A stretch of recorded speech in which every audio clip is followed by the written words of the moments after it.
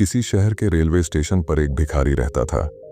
वो वहां आने जाने वाली रेलगाड़ियों में बैठे यात्रियों से भीख मांगकर अपना पेट भरता था। एक दिन जब वह भीख मांग रहा था तो सूट बूट पहने एक लंबा सा व्यक्ति उसे दिखा। उसने सोचा कि यह व्यक्ति बहुत अमीर लगता है, इससे भीख मांगने पर यह मुझे जरूर अच्छे पैसे देगा।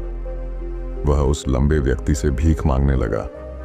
भिखारी को देखकर उस लंबे व्यक्ति ने कहा, तुम हमेशा मांगते ही रहते हो, क्या कभी किसी को कुछ देते भी हो? भिखारी बोला, साहब मैं तो भिखारी हूं, हमेशा लोगों से मांगता ही रहता हूं, मेरी इतनी औकात कहां कि किसी को कुछ दे सकूं। लंबा व्यक्ति बोला, जब किसी को कुछ दे नहीं सकते तो तुम्हें मांगने का भी कोई हक नहीं है।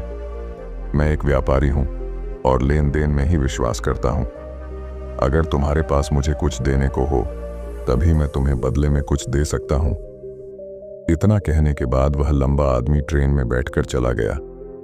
इधर भिखारी उसकी कही गई बात के बारे में सोचने लगा।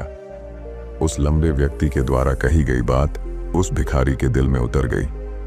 वह सोचने लगा कि शायद मुझे भीख में अधिक पैसा इसीलिए नहीं मिलता क्योंकि मैं उसके बदले में किसी को कुछ दे नहीं पाता हूं। लेकिन मैं तो भिखारी हूं, किसी को कुछ देने लायक भी नहीं हूं। लेकिन कब तक मैं लोगों को बिना कुछ दिए केवल मांगता ही रहूंगा?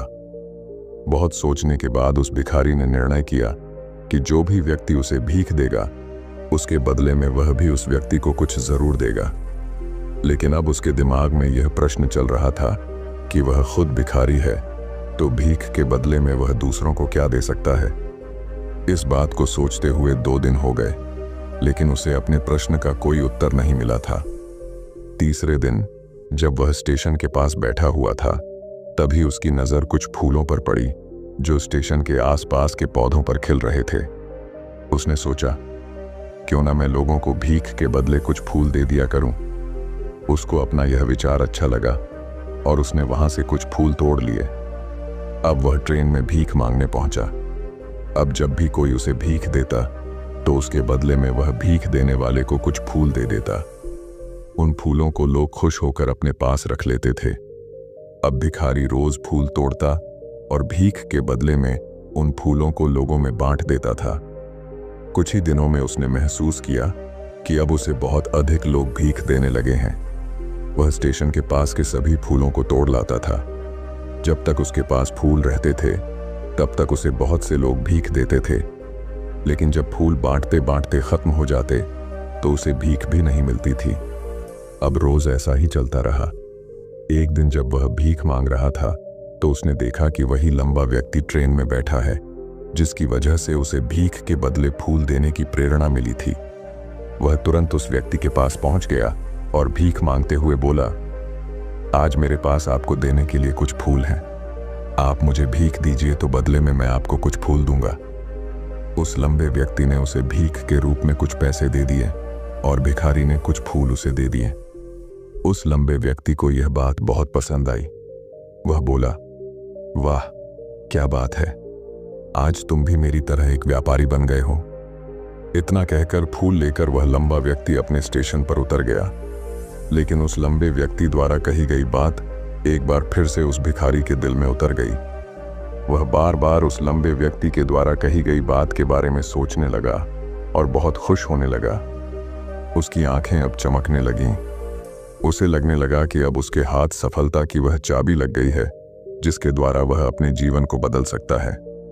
वह तुरंत ट्रेन से नीचे उतरा और उत्साहित होकर बहुत तेज आवाज में ऊपर आसमान की तरफ देखकर बोला, मैं भिखारी नहीं हूं, मैं तो एक व्यापारी हूं, मैं भी अमीर बन सकता हूं। लोगों ने उसे देखा तो सोचा कि शायद यह भिखारी पागल हो गया है और अगले दिन से वह भिखारी उस स्टेशन पर फिर कभी नहीं दिखा। लेकिन 6 महीने बाद इसी स्टेशन पर 2 व्यक्ति सूट बूट पहने हुए यात्रा कर रहे थे। दोनों ने एक दूसरे को देखा तो उनमें से एक ने दूसरे से हाथ मिलाया और कहा, क्या आपने मुझे पहचाना? दूसरा व्यक्ति बोला, नहीं, क्योंकि मेरे हिसाब से हम लोग पहली बार मिल रहे हैं। पहला व्यक्ति बोला, नहीं, आप याद कीजिए, हम पहली बार नहीं बल्कि तीसरी बार मिल रहे हैं। दूसरा व्यक्ति बोला, मुझे याद नहीं, वैसे हम पहले 2 बार कब मिले थे? अब पहला व्यक्ति मुस्कुराया और बोला, हम पहले भी 2 बार इसी ट्रेन में मिले थे।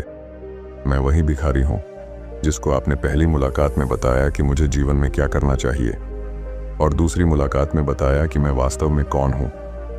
दूसरा व्यक्ति मुस्कुराया और अचंभित होते हुए बोला, ओ, याद आया, तुम वही भिखारी हो जिसे मैंने एक बार भीख देने से मना कर दिया था और दूसरी बार मैंने तुमसे कुछ फूल खरीदे थे। लेकिन आज तुम ये सूट बूट में कहाँ जा रहे हो और आजकल क्या कर रहे हो? तब पहला व्यक्ति बोला, हाँ, मैं वही भिखारी हूं, लेकिन आज मैं फूलों का एक बहुत बड़ा व्यापारी हूं और इसी व्यापार के काम से ही दूसरे शहर जा रहा हूं। कुछ देर रुकने के बाद वह फिर बोला, आपने मुझे पहली मुलाकात में प्रकृति का वह नियम बताया था जिसके अनुसार हमें तभी कुछ मिलता है जब हम कुछ देते हैं। लेन देन का यह नियम वास्तव में काम करता है। मैंने यह बहुत अच्छी तरह महसूस किया है, लेकिन मैं खुद को हमेशा भिखारी ही समझता रहा। इससे ऊपर उठकर मैंने कभी सोचा ही नहीं। और जब आपसे मेरी दूसरी मुलाकात हुई तब आपने मुझे बताया कि मैं एक व्यापारी बन चुका हूं। अब मैं समझ चुका था कि मैं वास्तव में एक भिखारी नहीं बल्कि व्यापारी बन चुका हूं। मैंने समझ लिया था कि लोग मुझे इतनी भीख क्यों दे रहे हैं, क्योंकि वह मुझे भीख नहीं दे रहे थे बल्कि उन फूलों का मूल्य चुका रहे थे। सभी लोग मेरे फूल खरीद रहे थे क्योंकि इससे सस्ते फूल उन्हें कहाँ मिलते। मैं लोगों की नज़रों में एक छोटा व्यापारी था, लेकिन मैं अपनी नज़रों में एक भिखारी ही था। आपके बताने पर मुझे समझ आ गया कि मैं एक छोटा व्यापारी हूँ। मैंने ट्रेन में फूल बांटने से जो पैसे इकट्ठे किए थे उनसे बहुत से फूल खरीदे और फूलों का व्यापारी बन गया। यहाँ के लोगों को फूल बहुत पसंद है और उनकी इसी पसंद ने मुझे आज फूलों का एक बहुत बड़ा व्यापारी बना दिया। दोनों व्यापारी अब खुश थे और स्टेशन आने पर साथ उतरे और अपने अपने व्यापार की बात करते हुए आगे बढ़ गए। दोस्तों, इस कहानी से हमें बहुत कुछ सीखने को मिलता है। कहानी में लंबा व्यापारी गिव एंड टेक के नियम को बहुत अच्छी तरह जानता था। दुनिया के सभी बड़े व्यापारी इसी जीवन के नियम का उपयोग करके सफल हुए हैं। इस फॉर्मूले को उसने भिखारी को भी बताया। भिखारी ने इस प्राकृतिक नियम को अपना लिया और इसका असर उसके जीवन में साफ दिखाई देने लगा। उसने अपनी सोच बदली और उसकी जिंदगी बदल गई। यह कहानी हमें बताती है कि हम यदि अपनी सोच बदल लें तो कुछ भी हासिल किया जा सकता है। यदि हम खुद को छोटा समझते रहेंगे तो हम हमेशा छोटे ही बने रहेंगे।